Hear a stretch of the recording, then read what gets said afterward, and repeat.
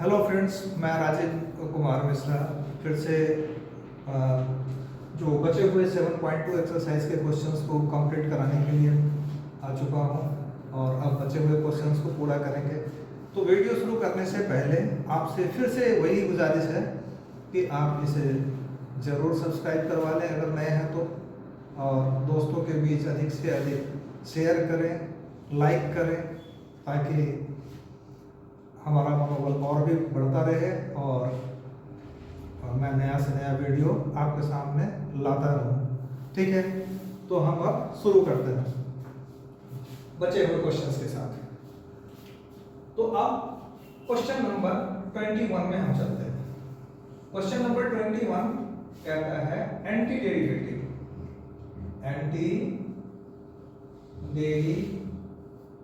Derivative निकालना है किसका? Root x plus 1 by root x. तो हमने कहा है कि एंटी डेरिवेटिव का सीधा सा मतलब होता है कि आपको इंटीग्रेशन निकालनी है, आपको इंटीग्रेट करना है। तो क्या करना है आपको? इंटीग्रेट अगर आप करेंगे तो क्या हो जाएगा? ये root x plus 1 by root x dx। ठीक है, अब इसे हम प्लस माइनस से कितनी भी बार तोड़ सकते हैं।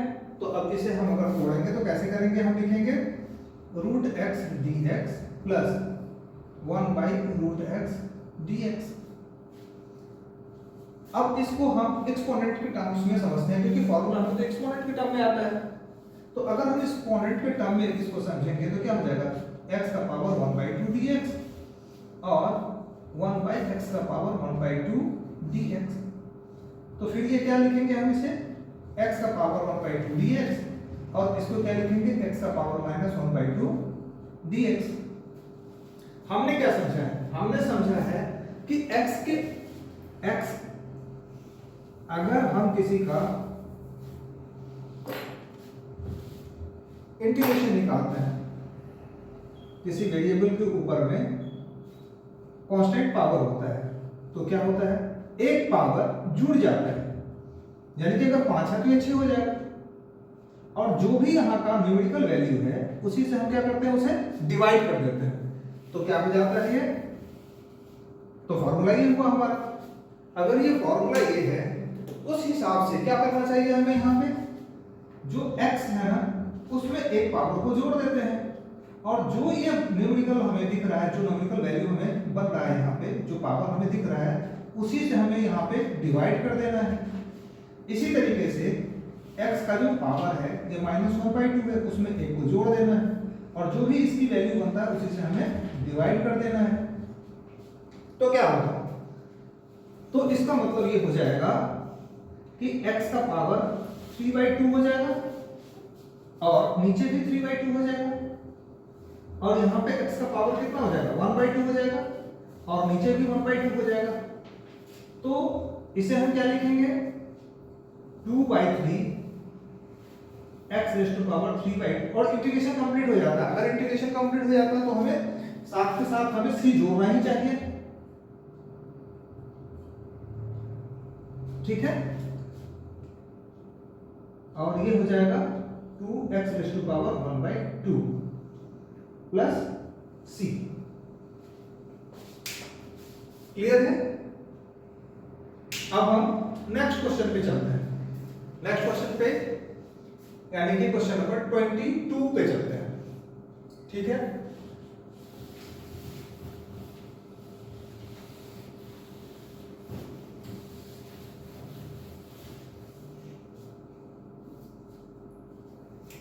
क्वेश्चन नंबर 22 कहता है कि अगर d डेरिवेटिव किसका है? किसी फंक्शन का डेरिवेटिव यहाँ पे हमें दिया हुआ है, और वो किसके बराबर है?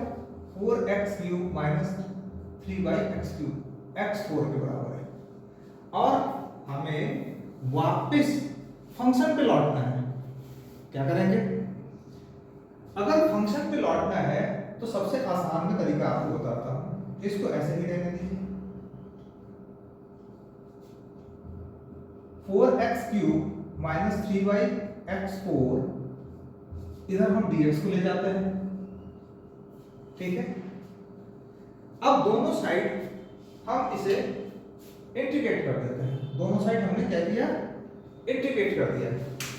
मैंने आपको क्या समझाया था पिछले क्लास में कि अगर यहाँ पे कुछ भी ना दे, यहाँ पे अगर x है तो x लिख दो, यहाँ पे अगर y है, d के साथ y है तो y लिख दो, अगर d के साथ में t है तो t लिख दो। तो यहाँ पे हम क्या लिखेंगे, fx लिखेंगे, और यहाँ पे प्लस और माइनस से हम कितनी बार भी हम उसे तोड़ सकते हैं और अलग अलग समझ सकते हैं। तो क्या हो जाएगा, integration of 4x³ dx minus integration of 3/x4 dx।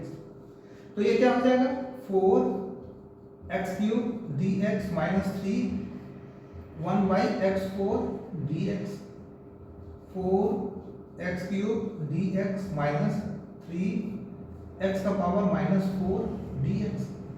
फिर से वही काम करना पड़ेगा हमें। हमने क्या सीखा था कि अगर हमें इंटीग्रेट करना है और ऐसी स्थिति होती है कि वेरिएबल के ऊपर में कोई कांस्टेंट होता है, क्या होता है, वेरिएबल के ऊपर में कोई कांस्टेंट होता है पावर के तौर पे। तो इसका हमने क्या फॉर्मूला सीखा था कि एक और भी बढ़ा दो पावर को, और जितना ऊपर की न्यूमेरिकल वैल्यू है उतने से ही हमें क्या करना है, डिवाइड कर देना है। तो यहां भी वही फॉर्मूला लागू होना है। तो ये क्या हो जाएगा, 4 इंटू एक्स का पावर 3 प्लस 1 अपॉन में 3 plus 1 minus 3 into x raise to power minus 4 plus 1 upon में माइनस 4 प्लस 1 प्लस c। तो अगर ये ऐसा होता है तो यहां पे क्या हो जाएगा, 4 रेज टू पावर 4 अपॉन 4, जिस 4 से ये 4 कट जाएगा, और फिर क्या हो जाएगा, minus 3 x raise to power minus 3 upon में माइनस 3 प्लस c। तो इस माइनस से इस माइनस को हम कैंसिल आउट कर देंगे, और बचा 3 और इस 3 को तो अगर हम काट देंगे तो क्या बचेगा हमारे पास, फाइनली बचेगा x raise to power 4 plus 1/x³ plus c। ये हमारा फाइनल आंसर हो जाएगा। ठीक है बच्चों, तो अब हम नेक्स्ट क्वेश्चन पे चलते हैं। थोड़े से ट्रिग्नोमेट्रिकल रेशियो से रिलेटेड क्वेश्चंस को अब देखते हैं।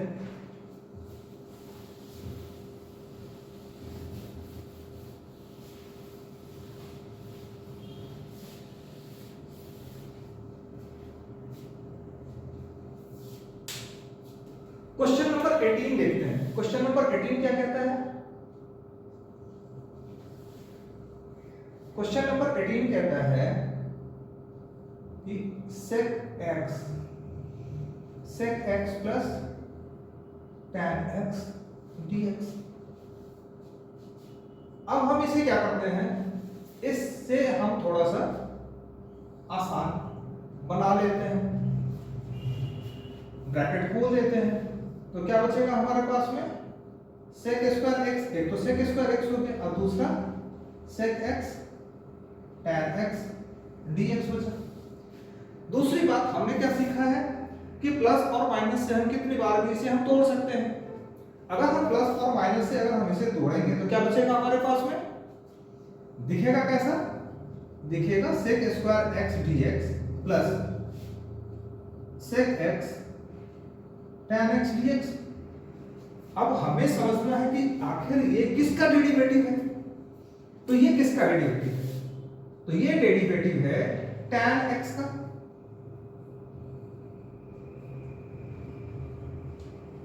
तो एंटी डेरिवेटिव इसका ये बनेगा, यानी कि sec स्क्वायर x का एंटी डेरिवेटिव क्या बनना चाहिए, tan x बनना चाहिए। और c का तो कांसेप्ट पहले ही डिस्कस कर रखा था, तो इसके साथ हमने c को जोड़ दिया।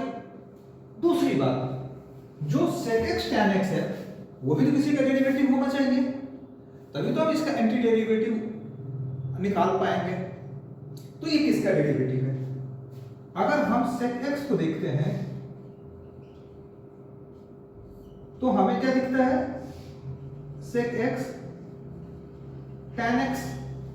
तो इसका जो एंटी डेरिवेटिव होगा क्या हो जाएगा, sec x tan x वो क्या होना चाहिए, एंटी डेरिवेटिव इसका ये निकल कर के आना चाहिए sec x, और c का तो आपको पता ही है। तो इसके बदले में हम क्या लिखेंगे, इसके बदले में हम लिखेंगे tan x, और इसके बदले में हम क्या लिखेंगे, इसके बदले में हम लिखेंगे sec x प्लस। ठीक है, अब हम नेक्स्ट क्वेश्चन पे चलते हैं।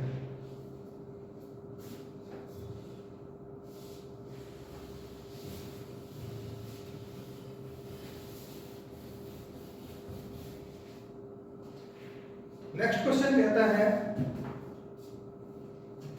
क्वेश्चन कहता है, question number 20, integration of 1 minus sine x upon cos square x dx। इसे भी हम समझते हैं, आसान बना लेते हैं। तो इसको आसान कैसे बनाएंगे, हम इसे तोड़ देते हैं। कैसे तोड़ेंगे, 1 बाई कॉस स्क्वायर एक्स लिख लेते हैं, और दूसरा क्या हो जाएगा, sine x by cos square x. ठीक है,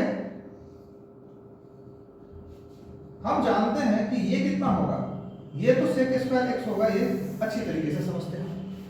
अब ये sine x by cos square x है, तो साइन एक्स और कॉस स्क्वायर एक्स को ऐसे समझा जा सकता है, एक कॉस एक्स ऐसे लिख लो, एक कॉस एक्स ऐसे।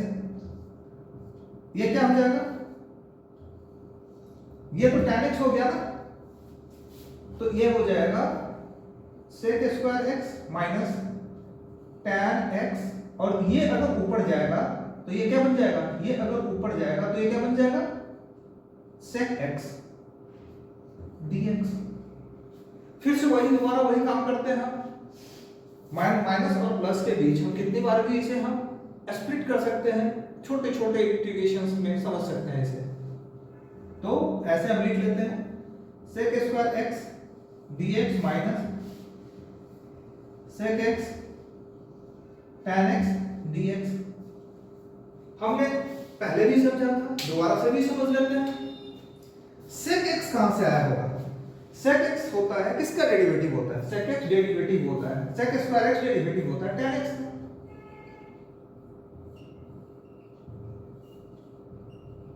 तो sec स्क्वायर का जो एंटी डेरिवेटिव होगा,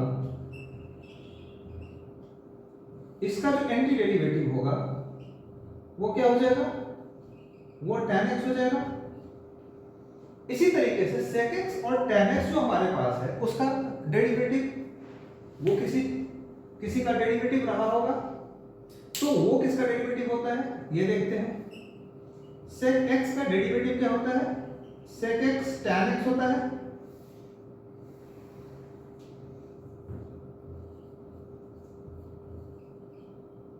तो इसका जो एंटी डेरिवेटिव होगा, यानी कि sec x tan x का जो एंटी डेरिवेटिव होगा वो क्या हो जाएगा, sec x हो जाएगा। तो इसके लिए हम अब क्या लिखेंगे, यहां से देखते हैं तो हमें क्या मिलता है कि ये तो tan x का है भाई, और ये sec x tan x के लिए क्या लिखेंगे, sec x प्लस c लिखेंगे। ठीक है, ये हमारा कंप्लीट हो जाता है। अब हम क्वेश्चन नंबर 17 करते हैं।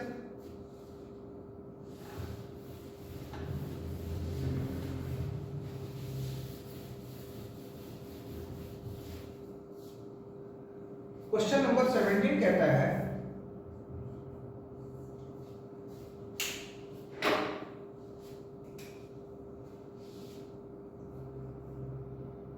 Integration of 2x square minus 3 sine x plus 5 root x dx। इसको भी ऐसे ही समझेंगे हम, इसे हम छोटे छोटे पार्ट्स में प्लस माइनस है तो हम कितनी बार हम इसे तोड़ सकते हैं। तो हमने इसे तोड़ दिया तो क्या हमें मिला, 2x square dx minus 3 sine x dx plus, पहले तो ऐसे ही लिख लेते हैं, बाद में इसे हम अलग कर लेते हैं। पहले बिल्कुल बच्चों की तरह लिखते हैं 5 रूट x dx। फिर क्या करते हैं, जो कांस्टेंट होता है उसको तो कोई फॉर्मूला की आवश्यकता नहीं है, इसे बाहर कर देंगे, इसे बाहर कर देंगे। तो अगर हम इसे बाहर कर देते हैं तो कैसे लिखेंगे हम, 2x² dx minus sin x dx plus 5√x dx। पहली बात फिर से हम समझते हैं, हमने क्या समझा है कि x के ऊपर में कोई वैल्यू पावर कैसा हो, कांस्टेंट। पहले ध्यान देने की बात, मैं कांस्टेंट बार बार कह रहा हूं, जब पावर कांस्टेंट वाला होता है तो क्या होता है, जब इसको इंटीग्रेट करेंगे तो एक पावर इसमें पावर एक बढ़ जाता है। क्या हो जाता है, इसका पावर जो अपनी वास्तविक पावर से एक बढ़ जाता है, और जो भी यहां पे दिख रहा होता है उसी से आप डिवाइड कर दो। क्लियर। दूसरी बात, साइन वाली बात आ गया, तो साइन किसका डेरिवेटिव रहा होगा, तो अब रिकॉल करते हैं हम। तो साइन किसका डेरिवेटिव रहा होगा, तो साइन कॉस का डेरिवेटिव। अब कॉस का जो वास्तविक डेरिवेटिव होता है वो क्या होता है, देखते हैं। कॉस का जो वास्तविक डेरिवेटिव होता है वो माइनस साइन एक्स होता है, यानी कि पहले भी मैंने बताया है कि जो सी से शुरू होने वाला होता है उसका डेरिवेटिव नेगेटिव ही होता है, ये याद रखो। चाहे वो कॉस हो, चाहे वो कॉसेक हो या कॉट हो, उसका डेरिवेटिव नेगेटिव ही होगा, तो वो नेगेटिव साइन एक्स होता है। अब माइनस साइन एक्स का डेरिवेटिव हम करेंगे तब तो हमें कॉस एक्स मिलेगा ना, यानी कि ये लाने के लिए हमें ये यहां पे होना चाहिए। ठीक है, तो हम अपने हिसाब से व्यवस्था कर लेंगे इसका, क्योंकि खामखा 50 फॉर्मूला रखने से कोई फायदा होता नहीं है। हम डेरिवेटिव को रिकॉल करेंगे, डिफरेंशिएशन को रिकॉल करेंगे और अपने आप फॉर्मूला तैयार कर लेंगे इंटीग्रेशन का। नंबर 3 हमने क्या सीखा है, ये भी इसी पे आएगा, क्योंकि ये अभी आपको रेडिकल फॉर्म में दिख रहा है, लेकिन जैसे आप एक्सपोनेंशियल फॉर्म में कन्वर्ट करो तो देखते हैं कैसे करते हैं। ये माइनस को अगर हम यहाँ पे शिफ्ट करते हैं तो ये वाला फॉर्म हमें मिल जाएगा। तो हम क्या करते हैं, इसको ऐसे कर दिया और इसको माइनस शिफ्ट कर दिया, कोई दिक्कत है किसी को नहीं ना। इसी तरीके से ये जो आपको रूट दिख रहा है इसको क्या करोगे, इसको हाफ कर लो यहाँ पे। ये जो आपको रूट दिख रहा था इसको हमने हाफ लिख लिया। अब बहुत आसानी के साथ हम काम कर सकते हैं। कैसे काम कर सकते हैं, 2 into x का पावर 2 + 1 हो जाएगा। जैसे कि हमने यहाँ पे देखा है कि पावर एक ऐड करना होता है और जो पावर दिख रहा होता है उसी से डिवाइड करना होता है, प्लस इतना कितने का डेरिवेटिव होता है ये हमने देख लिया है। जो इसका डेरिवेटिव माइनस साइन एक्स होता है तो माइनस साइन एक्स का एंटी डेरिवेटिव क्या होगा, cos x हो जाएगा। तो इसके लिए हम क्या लिखेंगे, cos x लिखेंगे, प्लस 5 into x का पावर 1/2 में कितना जोड़ेंगे, एक पावर वाले केस में क्या करते हैं हम एक जोड़ देते हैं, और जो भी जोड़ते हैं वही चीज हम यहाँ पे लिख देते हैं। तो ये क्या हो जाएगा, 2 into x का power 3/3 plus cos x plus 5 into x का पावर 3/2/3/2 प्लस c। तो अब क्या हो जाएगा, ये 2/3 plus cos x plus 5 into 2/3, क्योंकि ये पलटेगा ऊपर जाकर के, x⁻³ प्लस c। तो ये दोनों मिलकर के 10 बन जाएगा। तो हम इसे लिख सकते हैं 2/3 x⁻³ plus cos x plus 10/3 x⁻³ plus c।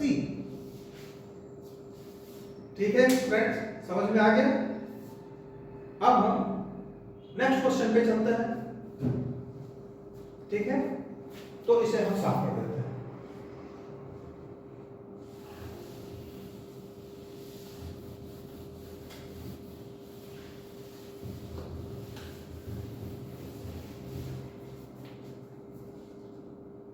अब अगला क्वेश्चन है क्वेश्चन नंबर 19।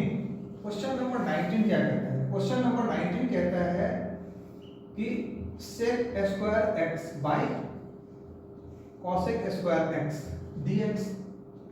पहले इसको हम थोड़ा सा आसान भाषा में इसे समझते हैं। sec स्क्वायर x किसका रेसिप्रोकल होता है, तो हम जानते हैं कि sec किसका होता है, sec x = 1/cos x लिख लो। या cos x equal to 1 by sec x लिख लो, ट्रिग्नोमेट्री आपने पढ़ा होगा। तो cos का रेसिप्रोकल sec होता है, sec का रेसिप्रोकल cos होगा, ये तो सभी जानते हैं। इसी तरीके से cosec किसका होता है, तो sin का रेसिप्रोकल क्या होता है, cosec होता है। तो अगर हम इसे cos में अगर हम समझना चाहेंगे तो हमें क्या लिखना पड़ेगा, उल्टे जगह पे लिखना पड़ेगा। अगर ये न्यूमरेटर में है तो इसे डिनोमिनेटर में लिख देते हैं, और अगर तो फिर क्या हो जाएगा, इसके बदले में हम क्या लिखेंगे यहाँ पे cos स्क्वायर x, क्योंकि पोजीशन बदल जाता है, पोजीशन बदल जाता है। अगर ये डिनोमिनेटर में होता है तो ये न्यूमरेटर में आ जाता है, अगर ये न्यूमरेटर में होता है तो ये डिनोमिनेटर में चला जाता है।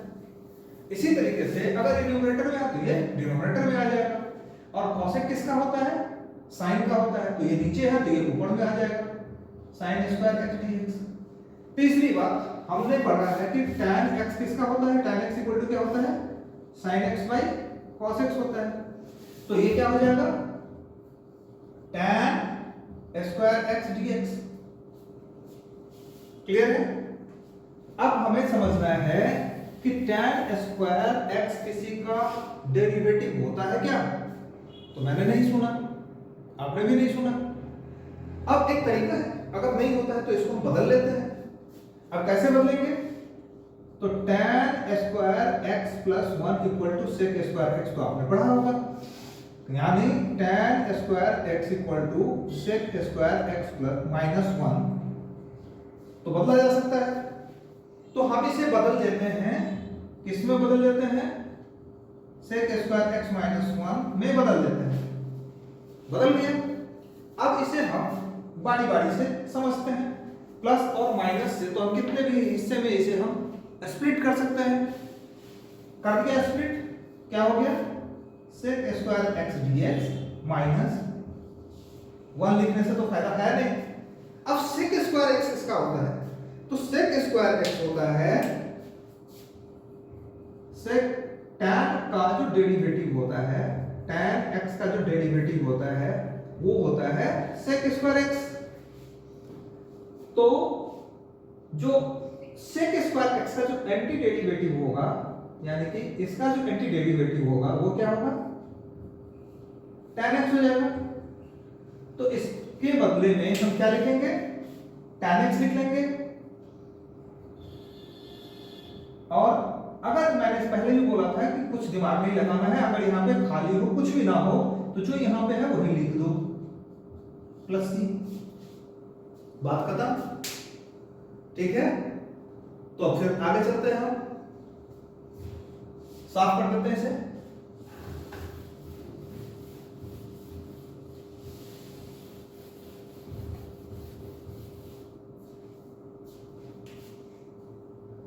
अब हम क्वेश्चन नंबर 1 पे आते हैं। क्वेश्चन नंबर 1 कहता है sin 2x dx।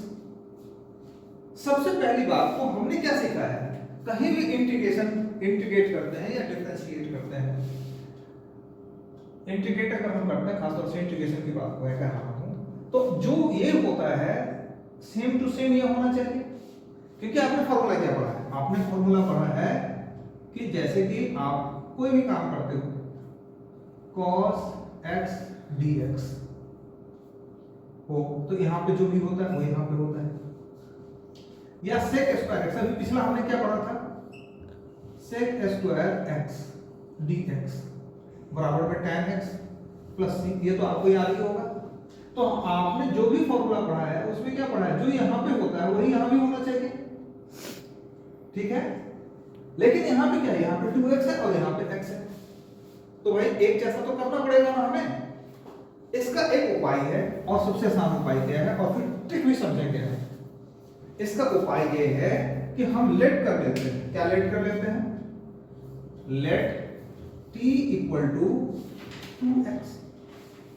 हम इसको एक नया वेरिएबल मान लेते हैं, तो क्या हो जाएगा, अगर हम इसे x के रिस्पेक्ट में डिफरेंशिएट करेंगे तो d2x dx इस तरह से हिसाब बनेगा। बिल्कुल सिंपल भाषा में आपको समझा रहा हूं, ये 2 तो कहीं भी लिखा जा सकता है, तो dt बाई dt और ये dx हो गया, यहाँ पे 2, ये dx हो जाएगा और ये dx हो जाएगा। तो क्या बनेगा, फिर क्या हो जाएगा, dt equal to twice dx। अब ऐसी व्यवस्था कर लेते हैं कि दो का हिसाब मिल जाए तो हमारा काम बन जाएगा। अब हम क्या करते हैं कि इस जगह पे अगली बार हम क्या करेंगे कि sin 2x तो लिखा ही लिखा, 2dx यहां पे लिख दिया क्योंकि हमें तो 2dx चाहिए। अब ये 2 को एडजस्ट करने के लिए हम 2 से डिवाइड भी कर दिया। अब देखो कि क्या हुआ, ये dt बन जाएगा और ये क्या बन जाएगा, t बन जाएगा, दोनों एक जैसे बन गया। तो क्या बनेगा 1/2 sin t dt, इतना तो हमारा काम बन गया। अब इसके आगे हम सोचेंगे कि भाई ये साइन जो है वो किसका डेरिवेटिव रहा होगा। तो साइन डेरिवेटिव रहता है, साइन किसका डेरिवेटिव होता है, कॉस का, d कॉस का डेरिवेटिव होगा तो यहां पे क्या हो जाएगा, c से शुरू होने वाला सारा नेगेटिव होता है। तो इसका anti derivative minus sine x का एंटी डेरिवेटिव cos x होना चाहिए, लेकिन यहां पे माइनस तो है नहीं, तो माइनस को इस तरीके से एडजस्ट कर लेते हैं। यहां पे एक माइनस लगा दिया, यहां पे एक माइनस लगा दिया, ठीक है। तो अब क्या हो जाएगा, ये हो जाएगा -1/2 cos t प्लस c, काम पूरा हो गया। लेकिन t तो इंटरमीडिएट है ना, अपनी सुविधा के लिए, अपने समझ के लिए हमने लगाया है ना, तो अब t को बदल देंगे।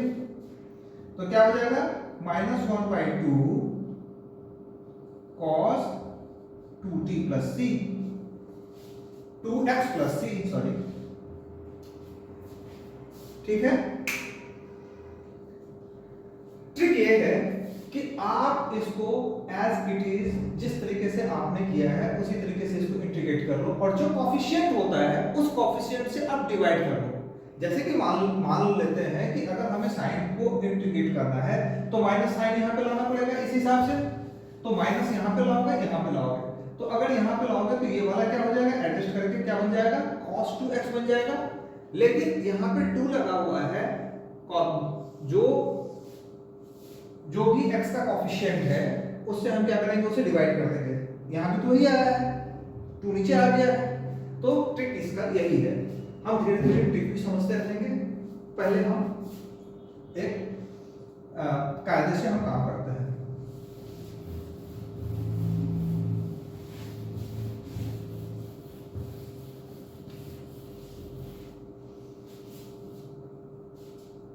अब क्वेश्चन नंबर 2, क्वेश्चन नंबर 2 क्या कहता है, क्वेश्चन नंबर 2 कहता है cos 3x का इंटीग्रेट करना है। पहली बात ये तो फिर से वही झंझट खड़ा कर दिया कि भाई ये दोनों तो एक जैसा है नहीं, और एक जैसा होना चाहिए, किसी भी फॉर्मूला में यहां जो होता है वो यहां भी होता है। तो इसके लिए वही काम हम करेंगे, late t equal to 3x। अब दोनों साइड हम x से के रिस्पेक्ट में डिफरेंशिएट कर देते हैं, तो ये क्या हो जाएगा, dt को x के रिस्पेक्ट में किया तो इधर भी 3x को x के रिस्पेक्ट में करेंगे हम, तो dt और dx यहां पे बन जाएगा, और 3 क्योंकि कांस्टेंट को तो हम कहीं भी रख सकते हैं, ये dx और dx बन गया, तो dt dx यहां पे है और यहां पे 3 हो गया, तो dt इक्वल टू क्या हो जाएगा, 3 dx हो गया। अब क्या करते हैं, ये 3 तो हमें चाहिए ना यहाँ के लिए, अगर यहाँ पे 3 हमें चाहिए तो व्यवस्था तो करना पड़ेगा, और कांस्टेंट को तो हम आगे पीछे कहीं भी लिख सकते हैं, मैं कितनी बार से कहते आ रहा हूँ। तो यहाँ पे 3dx अगर हम लिखते हैं तो इसको हम नलीफाई कर देते हैं, यहाँ पे लाल से लिख देता हूँ, समझ में ज्यादा आएगा। यहाँ पे नलीफाई यहाँ से कर देते हैं, तो ये क्या हो गया, ये कहां से चला जाएगा, यहां से इसको हम एडजस्ट कर देंगे, और ये जो 3x है उसको कहां से, यहां से। तो क्या बन जाएगा हमारा, ये बन जाएगा 1/3 cos t dt। ठीक है, अब क्या होगा, cos t कहां से आया होगा ये हमें समझना है। cos किसका डेरिवेटिव होता है, तो हमने क्या सीखा है, sin x का डेरिवेटिव क्या होता है, cos x होता है। तो इसका जो एंटी डेरिवेटिव होगा, cos x का जो एंटी डेरिवेटिव होगा वो क्या हो जाएगा, sin x। तो इसके लिए हम क्या लिखेंगे, sin t लिखेंगे। क्या लिखेंगे हम, sin t प्लस c। तो ये क्या हो जाएगा 1/2 sin। अब ये तो इंटरमीडिएट था, यानी कि तो बीच का था। अब जब काम पूरा हो गया, समझ भी आ गया, तो इसको बदल देते हैं 3, अरे ये तो गलत प्रिंट हो गया, लेकिन ये 3x प्लस c हो जाएगा। ठीक है, अब हम नेक्स्ट क्वेश्चन पे चलते हैं। अब हम नेक्स्ट क्वेश्चन पे चलेंगे।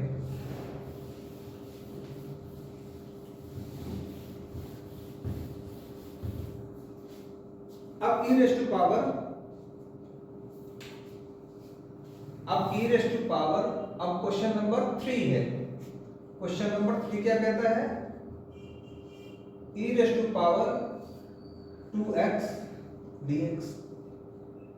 इसमें भी हम क्या करेंगे, जो यहां पे होना चाहिए था वही यहां भी होना चाहिए था, ऐसा तो है नहीं। तो अब इसके लिए हम क्या करेंगे, वैसे ही करेंगे। इस 2x को एक अलग वेरिएबल हम मान लेते हैं,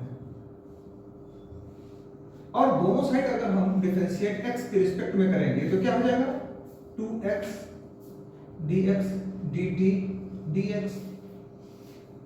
कांस्टेंट को तो हम कहीं भी निकाल करके रख सकते हैं, तो 2 dx dx अपॉन में dt dx।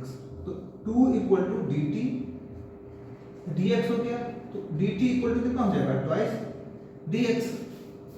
अब इस dx के साथ क्या चाहिए हमें, इस dx के साथ में 2 का होना जरूरी है। पहले हम लिख लेते हैं इसे। अब 3 चाहिए हमें, 2 चाहिए, तो 2 हमें यहां पे रखना ही पड़ेगा। अब इसको नलिफाई करने के लिए हमें क्या करना पड़ेगा, इस जगह पे, क्योंकि कांस्टेंट से कोई झंझट नहीं होता, अंदर में रखो बाहर में रखो। ये इससे क्या बदलेगा, ये बदल जाएगा, और ये कहां से बदल, यहां से ये बदल जाएगा। तो ये क्या हो जाएगा 1/2 e raise to power t dt। अब हमें ये समझना है कि ये होता किसका है, e raise to power t। तो e raise to power t का ही डेरिवेटिव होता है, तो इसका जो एंटी डेरिवेटिव होगा उसमें भी कोई परिवर्तन नहीं होगा। यानी यहां पे x लग करके समझते हैं, e raise to power x, e raise to power x, e raise to power x। तो क्या हो जाएगा,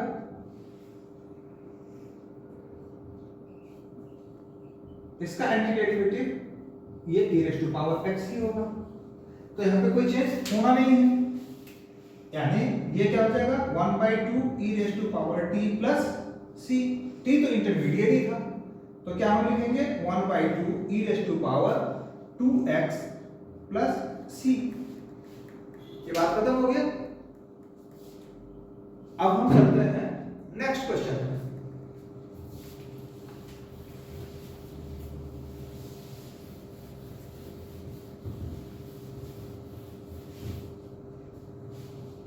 नेक्स्ट क्वेश्चन नंबर 6 में चलते हैं। क्वेश्चन नंबर 6 क्या कहता है, 4x e raise to power 3x plus 1 dx। सबसे पहले तो इसे हम ब्रेक कर देते हैं, प्लस माइनस से आसान होता है काम से समझना।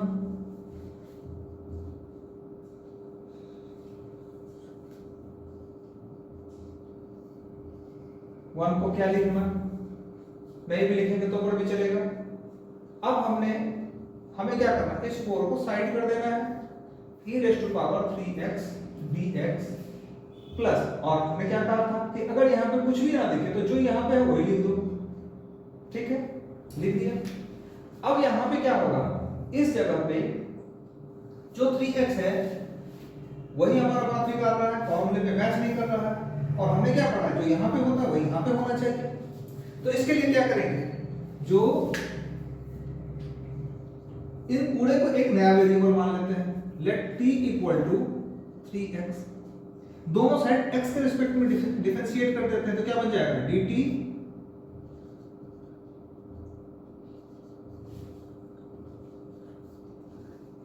dx। अब ये क्या हो जाएगा dt, अब ये 3 को हमें साइड कर देना, तो 3 dx हो जाएगा।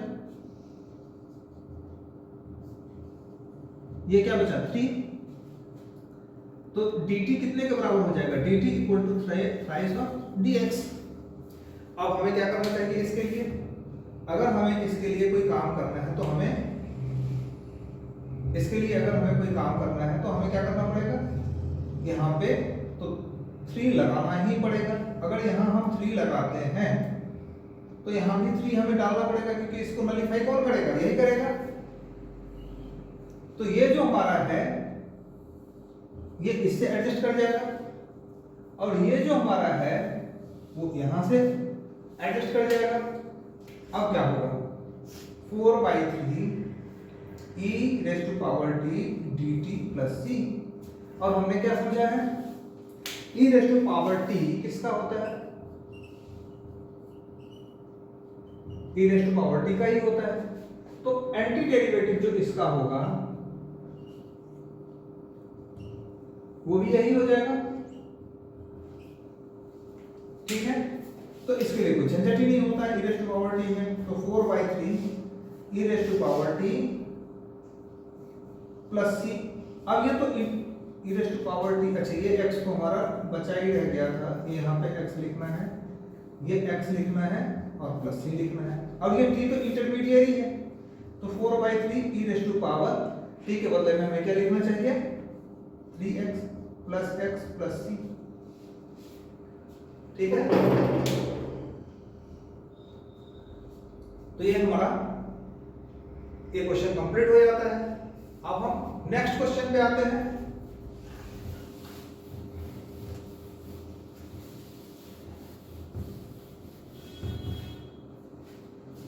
हमारा नेक्स्ट क्वेश्चन है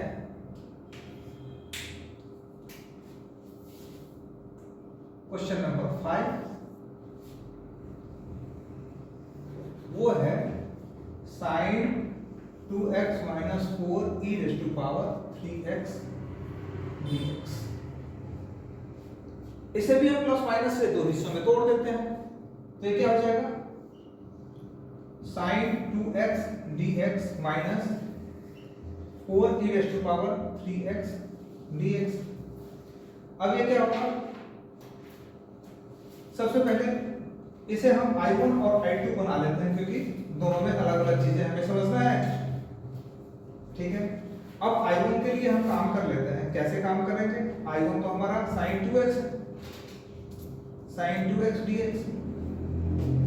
तो I1 के लिए जब हम काम करेंगे तो सबसे पहले हमें क्या करना पड़ेगा कि इसको यहाँ पे जो होना चाहिए वही यहाँ पे होना चाहिए था, वो तो है नहीं, तो हमें क्या करना चाहिए, इसको पहले सॉल्व करना है। कैसे सॉल्व करना है, एक नया वेरिएबल इसको हम मान लेंगे, तो late t equal to 2x।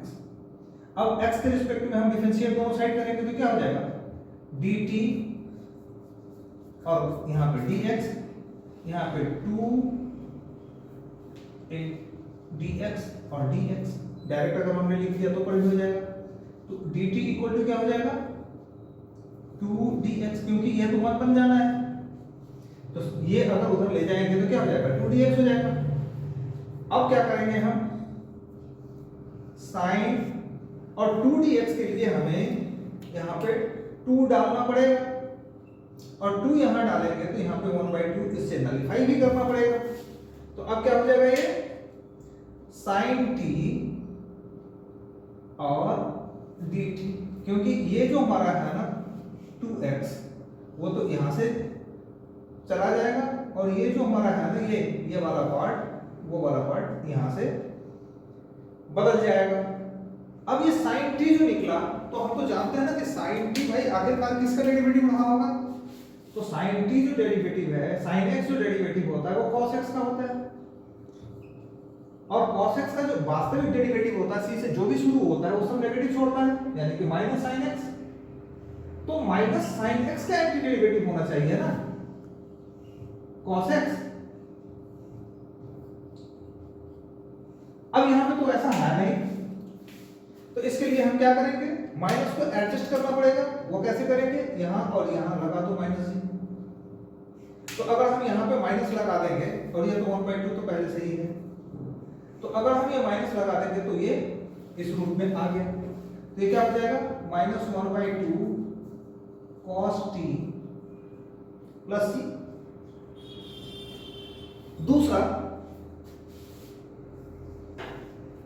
दूसरा हिस्सा क्या है हमारा i2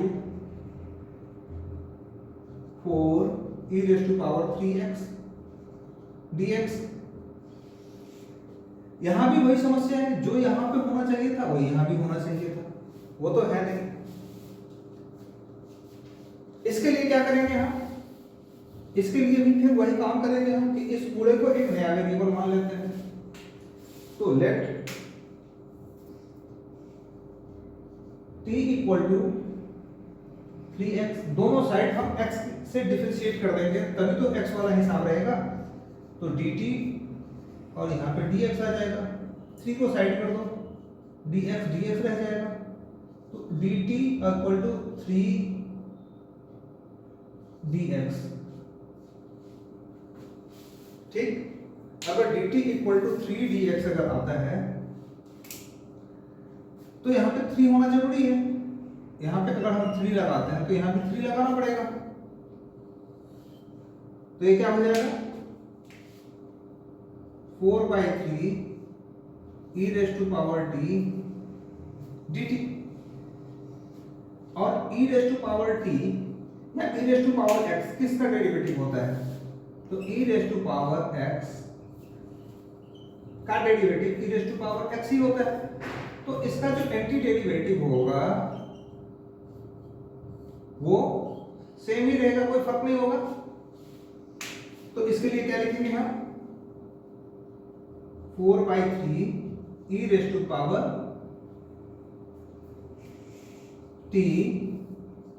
प्लस c। अब काम बच जाता है i का। i हमने क्या माना था, i हमने माना था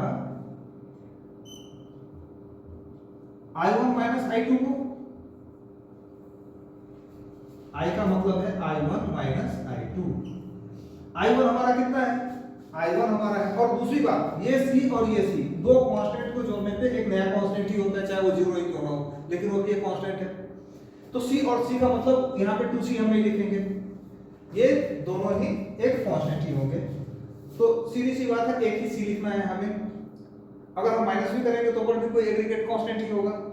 तो अब इसके लिए हम क्या लिखते हैं, ये तो हमारा cos t है ना, ये cos t जो हमारा है इसको हम पहले बदल लेते हैं। -1/2 cos, ये जो t था हमारा वो t किसके बराबर में था, 2x के bराबर में था, तो ये हमने बदल लिया है और पहले ये बदल लेना चाहिए था। अब क्या हो जाएगा ये -1/2 cos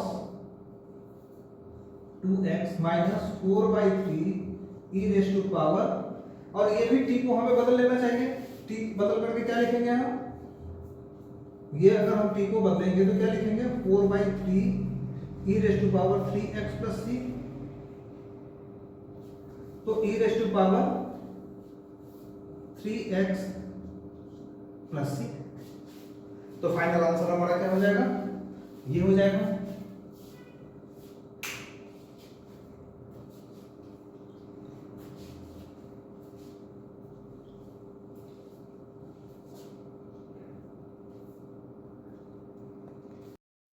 तो इसी क्वेश्चन के साथ आज का क्लास वाइंड अप करते हैं, फिर से दोबारा मिलते हैं एक्सरसाइज 7.2 के साथ। नया कुछ सीखेंगे 7.2 में। तो जाते जाते फिर से आपसे ये रिक्वेस्ट है कि आप अधिक से अधिक वीडियो शेयर करें, लाइक करें और नए हैं तो सब्सक्राइब जरूर कर लें।